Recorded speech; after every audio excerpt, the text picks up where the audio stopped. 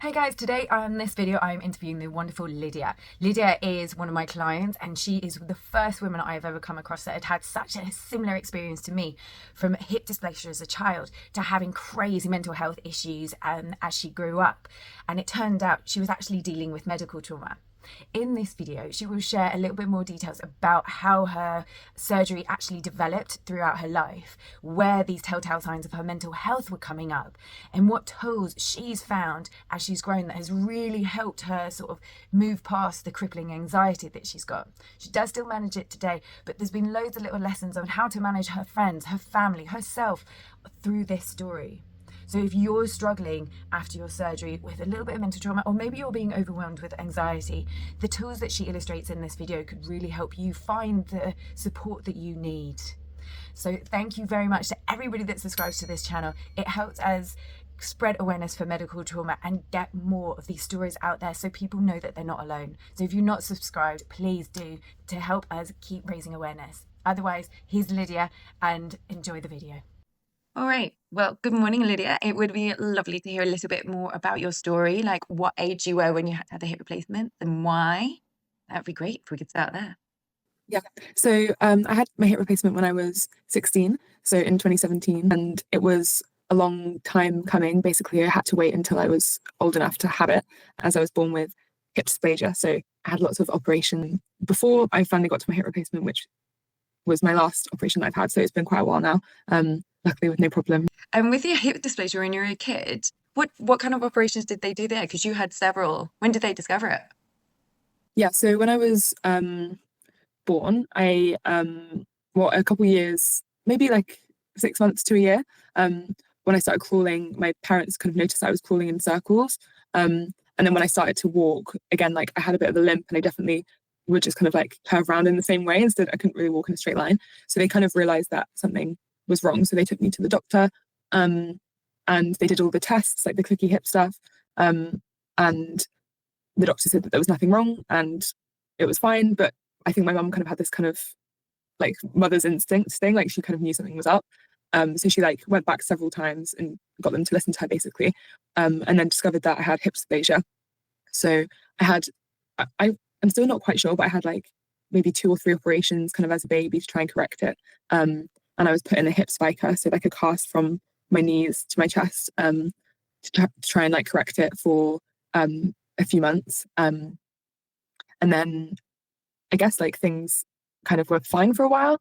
And then as I grew in height, because I'm quite tall now, it started to like cause problems as I grew up. So when I was around, I think I was about 6 years old, I had another operation, and I couldn't tell you the name of it because it was so long ago, but they kind of put like pins and a plate in my hip to try and correct it. And then like a year later had them out again. So that was another 2 operations. And then I think, how old was I again? And then, yeah, a few years passed. It was kind of fine for a while and then would start hurting again as I grew up, and like started getting backache and like kind of different problems arose. When I was 14, then I had like a big major operation on my hip. Again, can't remember the name, but they basically like broke my pelvis and moved it, and then put like some major big pins and a plate in it to try and correct it, which I actually saved, like I have in my drawer in a plastic. Mine as well. Yeah. Weird, It's isn't all it? right in plastic. Yeah. And I brought it into show and tell in my class. And yeah, that was like a pretty major operation, which really wiped me out for a good few months. Was out of school for quite a few months. Was in a lot of pain afterwards, and really kind of felt like it didn't help at all. Like if anything, it felt like it made things worse, made my pain worse. And I think that's kind of where like the trauma and the PTSD kind of stem from that particular operation when I was 14. You feel like you were a little bit trapped in your own body. Yeah, I felt very uncomfortable with my body. Like the metal in my hip really stuck out, and at the time I was very, very skinny. Like I mean, I was only 14, so like I was small anyway, but I could see the metal through my skin, and like it just really stuck out, and it just freaked me out. Like I couldn't touch it, look at it, go anywhere near it. Like already a very tender age, you know, going through puberty and like trying to figure yourself out, and then like just having some kind of alien thing in my hip really really freaked me out. Like I just didn't want anything to do with my body, really. During that time, what kind of did your parents sort of help you out with the mental support and everything like that during that time? Yeah, they definitely recognized that something was wrong. Like I became very reclusive and like didn't really want anyone near me or to touch me. I couldn't hug my friends or family. And like definitely looking back now was very depressed, and that's kind of where my anxiety started. But and my parents saw it, but I don't think they fully, and they supported me, but they didn't fully, I think, know where it came from. I remember talking to my parents and they were saying that like it's just all the drugs that you're on, like it's messed you up because you're on painkillers and anti-sickness and on some really strong drugs, that they're like that's what was causing it. But I kind of always felt that it can't just be from pain, like you don't get depressed from painkillers really. So I kind of knew it was something deeper, but never really made the connection. And never made the connection. Yeah, it's difficult to make the connection when there's not the awareness or the information out there. Yeah, exactly. Like no one had ever mentioned that something physical like that had happened to me over years and years could link to the mental. Like it was never, the correlation was like never made, which now seems so obvious. As soon as I made that link, I'm like, of course everything makes sense. But at the time, I never thought about it, so it just wasn't really an option. Yeah, Wasn't really an option. If you don't mind, can you sort of go into the sort of things that you've gone through to try and get through that mental struggle? Because you've had a lot of sort of therapy and you tried EMDR, and you found that really, really helpful, right? yeah. So excuse me. Yeah, at the beginning of the pandemic, in my first year of uni, I kind of was getting really bad panic attacks, and like being in public was just proving really difficult and like really starting to impact my life. So and I was going back to the hospital at that point for like more checkups and stuff. So I think that was kind of impacting it. So I decided to go to therapy, and I had like just a normal kind of counselor therapist. And she kind of suggested that I might have PTSD from my experience with my hip over the years. And something kind of like clicked in my brain, and that's when I was like, okay, there's something there that I kind of need to work through. So we talked a lot about that, but then eventually that therapy kind of came to an end. And then a year or so later, well, a couple of years later, really, well, no, a year later, then I went on medication because again, the panic attacks were just really bad. And then a year later, it had got better. Like the medication helped so much, but things were coming up with my hip, and I wanted to be able to deal with it better. And like just knew that I wanted therapy that was more specific to like what like my experience, like yeah, like not just general like anxiety and stuff, but like someone who actually understood like the impact that the trauma had had, and kind of someone who could like kind of explain to me why the way I felt was connected. So yeah, then yeah, so 2023 I had EMDR for the course of a couple months, which was like the most intense, not the most intense clearly, but a very intense experience. Like I found it really draining, very difficult, and like really dreaded it every single week, but helped so much, like helps to the point where I didn't even, I think, knew it helps. Like then I went a few months afterwards back to the hospital and like was able to deal with it better and like not freak out and have these big panic attacks, and like understood my own trauma a lot more and like the impact that it had.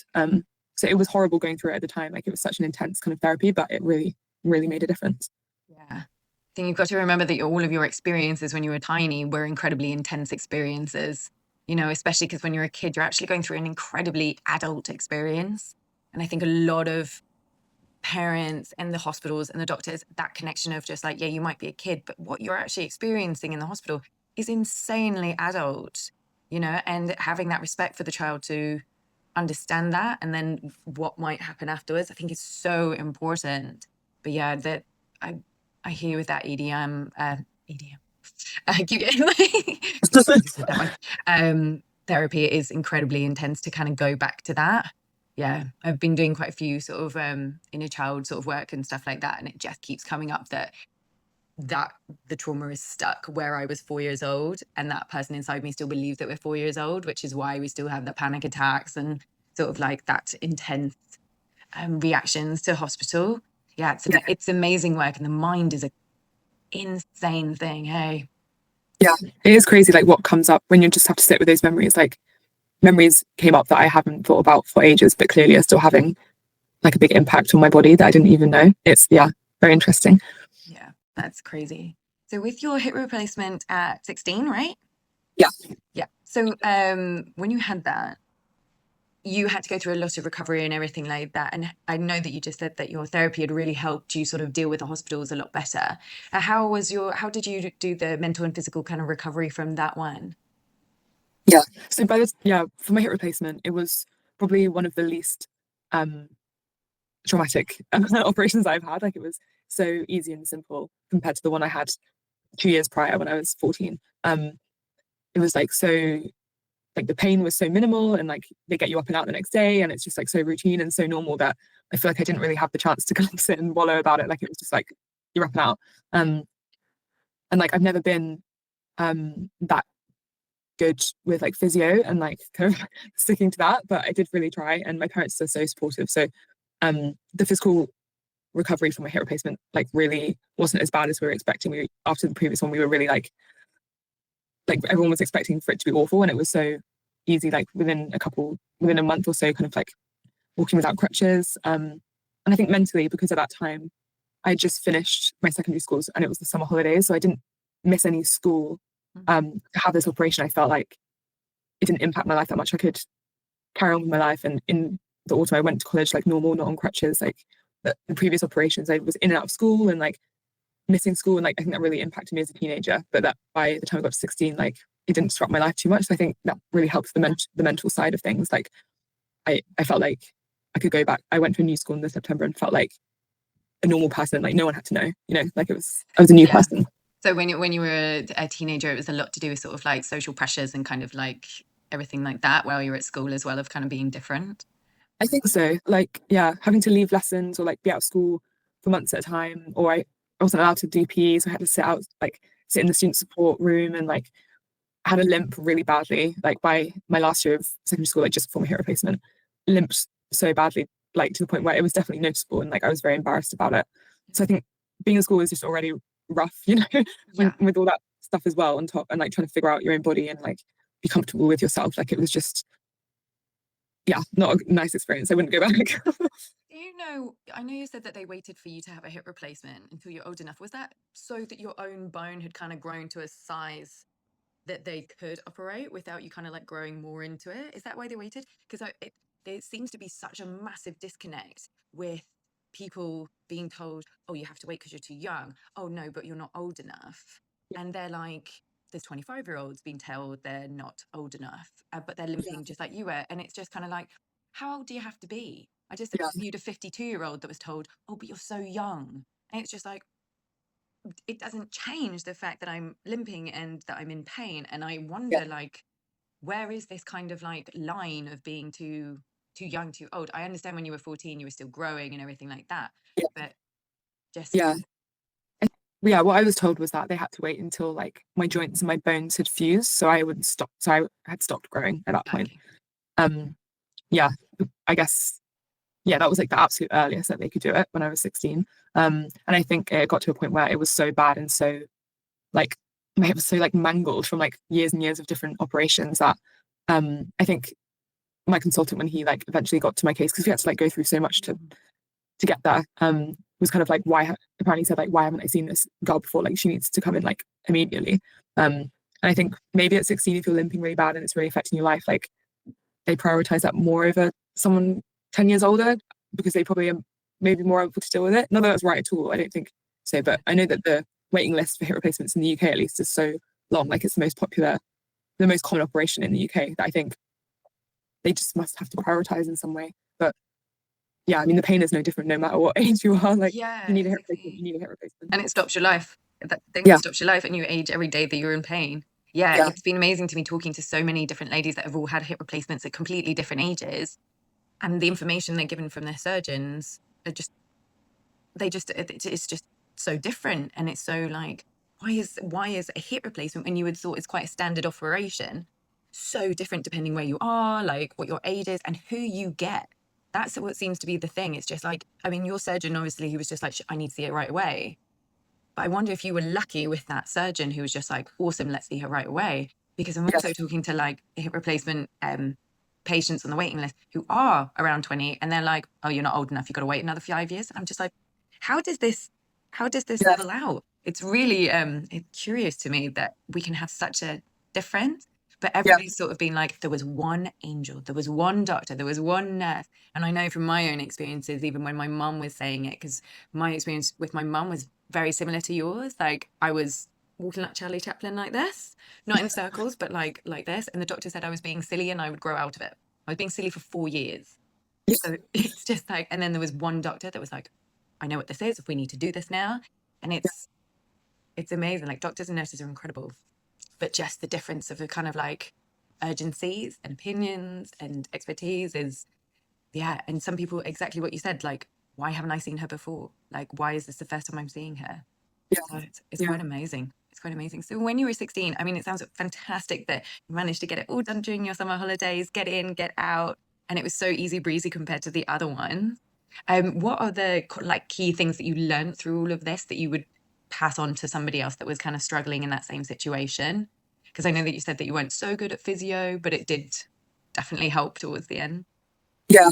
I would, yeah, I think probably physio would be my number one because I'm still so bad at keeping to it. And even though I know it's going to help, like I've done the mental work to I've done the healing work and like know that physio is the right thing, and I still can't bring myself to do it. Like I'm so bad at it. So I think that would be my number one. Like it just makes your healing so much quicker and so much easier if you just put the little bit of work in every day.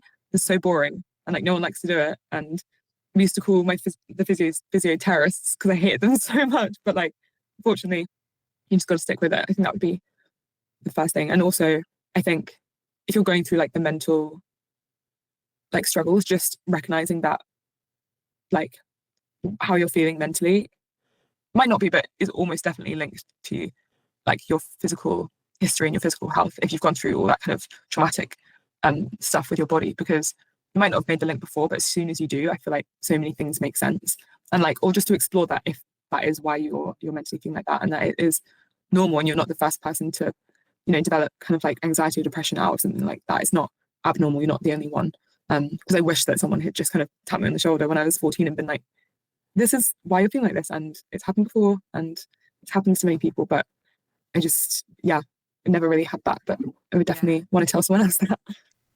Yeah, 100%. Because the years that you spend sort of in that horrible state as a teenager, and it would just take one person to be like, nope, this is normal. I talked to a wonderful girl called Abigail, and when she was 6, her anaesthetist told her mum, this is an incredibly large thing that she's going through. It's really adult. You might want to give her help. And it's amazing talking to her who got that help really early, and then sort of like us who did not have that realization until a lot later, and just seeing the trajectory of their life and like how their whole family was able to be educated on how to nurture and sort of lead them through that.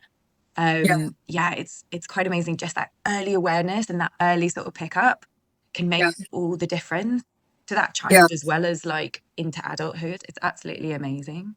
That's so, yeah, that's so interesting to think of it like that. Like, where, not that you should have any regrets or whatever, but like, how would it have turned out for me if, or you, like, if you did have that early intervention? Because, like, yeah, I do feel that now, like, with kind of like also teaching your family and stuff, like, over the last few years, as I've learned about trauma and PTSD and stuff, like, I've kind of had to, while I'm like learning myself, I kind of have to teach the people around me as well to be like, I'm not just randomly reacting like this or like feeling like this in hospital or have anxiety about this out of nowhere. Like, this is where it comes from because that's how trauma works, and like kind of making those links for other people as well. So it kind of makes sense Yeah. because it's like impacts their life, like it impacts mine as well, you know. But yeah. Yeah, it's quite amazing going through it. Yeah, it was really interesting to hear from someone that had that extra support, and kind of like her whole family just was that knew like when she was angry, she was just needed to be angry. And I think it would have helped me a lot, because I know as soon as, like you, when you said, oh, when I found out about it, it just kind of all clicked. And it was the same for me when somebody was like, oh yeah, you're probably traumatized from your operations from when you were 4. And I was like, what? Like, never even thought about it. But then it kind of unlocked that little sort of thing that going like this, being like, I have to be normal. I have to act sort of like this certain way. Like, I can't possibly release all of this rage and anger and hurt, because then people will know that I'm not okay. Yeah. Yeah, it's an incredible ride. And it's just that little key. If someone gives you that little key of saying that it's all right, you're not normal, but it's all right. It's just because of something that happened. And Yeah. I'm not quite sure why it's not more talked about, as surgery is such a traumatic event for a child. So yeah, I'm so happy and so grateful to you for speaking out about this and helping sort of raise awareness with this issue. Because yeah, as the research is suggesting, since 2019, because of the increase in technology and how fast we can do operations, this is actually just going to become more and more of a problem, because we can get kids in and out really, really fast. So yeah, it's terrifying to me that it's not being talked about. Yeah, especially like with, or at least I can only speak for the UK, but the strain on like health services and the NHS and stuff, like this, if they just want you in and out, like there's even less kind of provisions for kids like well-being and like talking about the longer term impact. If they just kind of want you in and out of surgery, like it's less of a all-round kind of well-being check, you know. Yeah, exactly. And it's just the parents just need that little bit of support or just awareness. I was talking to a nurse the other day, and she was just like, she was just like, I think I have PTSD from my medical experiences. And I was like, whoa. And it was just something that they're not taught. They're just not taught about it, which is just, it's crazy for me. And I wonder if there might be some kind of political drive for that, or just sort of like, we don't want to tell parents no, anything like that, that there could be trauma, because then they would stop their kids having the operations, or maybe more people wouldn't do it. But for me, like the rise of mental health issues in every single country, and the strain on the government and the strain on the economic situation because of that, why wouldn't you want to stop it when it starts? Yeah, it is surprising that it hasn't been more of a conversation with like, yeah, like you said, like more awareness around mental health and like lots of different mental health issues. The fact that it's still like so not talked about, it is quite shocking, really. That like we found the other day, there's only one medical PTSD trauma psychotherapist in the UK, like just one. It's like just not recognised as a thing at all, which is why the work you're doing is so important. All right. So thank you so much for everything you've said today. If there is one thing that you could tell yourself when you were at the height of your sort of like awful time with the hip replacements and everything, is there anything that you would tell your younger self right now that you wish that someone had told you then? It's a good question. I think probably that you're not, it sounds such a cliche to say you're not alone, but like you're not some kind of freak accident. Like it's not, you're not the only person to have gone through this. There are other people.